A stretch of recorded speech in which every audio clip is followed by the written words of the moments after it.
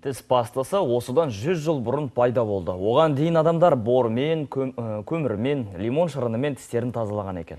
Күніне 3 рет тәтті тағам немесе газдалған сусын ішкен адамда тіс проблемасы болады. Мәселен, тіс шірігі секілді тістің түсуі 62%-ға дейін эмальдің кетуі екен. Сондықтан тісті уақытында және дұрыс тазалау керек. Тіс күтіміне өте мұқият болған дұрыс. Статистика бойынша адамдар орта есеппен ғұмырының 38,5 сағатын тіс тазалауға жұмсайды екен. Бұл 2 тәулікке жақын уақыт.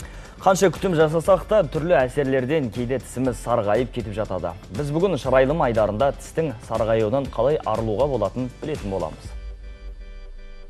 Пойду-ка приму душ. Let's go now. Едем сейчас. Go now. Why wait? А что откладывать? Какой смысл? Кто не рискует, с того вода не течет. Лежачий камень не пьет шампанского. Я, мұндай әдемі күлкі кез келген адамға жарасады. Десек те риясыз күлкі үшін маржандай тізілген түп-түзу тістердің орны бөлек ақ. Сондықтан болар жылтыр әппақ тісімізге зиян келтірмеуге тырысамыз. Түрлі ем жасаймыз. Алайда тіс өте сезімтал болғандықтан қанша күтім жасасақ та бүлініп, қақтар пайда болып сарғайып кететіні рас. Ал ол неден пайда болады? Тістің боялу себептері әртүрлі. Ең біріншіден пациенттердің өздерінің ауыз қуысын дұрыс күтпеуі болып саналады. Екіншіден пациенттердің әртүрлі бояғыш заттарды көп қолдануынан. Оның ішінде кофе, шай, вино, тәтті қант құрамында қанттар бар тәтті сусындар, соларды көп қолданғандықтан.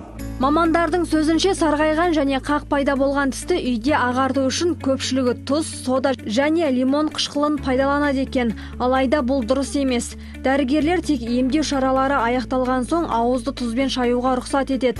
Ал сода мен лимон қышқылы тісті ағартқанмен қызыл-екке зиян келтіруі мүмкін. Сондықтан тек стоматологтың кеңесіне жүгінген жөн. Тіс қақтарын алатын, тістің қызыл-ектің қабыну ауруларын басатын әртүрлі аппараттар бар.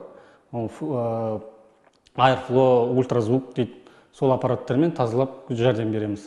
Ал егер тісті көп бояғыш заттар қолданылатын болса, онда ағартатын арнайы химиялық ағартқыштар бар. Соларды қолданамыз. Тістің сарғаюы асқынса, гиперплазия мен флюорозға ұласып кетуі мүмкін. Мұндай жағдайда тек ортопедиялық емнің көмегімен ғана тісті қалпына келтіруге болады. Сондай-ақ тіс дәрі-дәрмекті көп пайдаланғаннан да сарғаяды екен. Әрине, денсаулықты күту үшін дәрі қажет ақ. Дегенмен оның қарсы көрсеткіштері болса, алдын ала тіс дәрігерімен кеңесіп алған дұрыс. Шырайыңыз арта түссін. Маржан Нүсіпбек, Қоблан Өтегенов, арнайы Қайырлы таң үшін.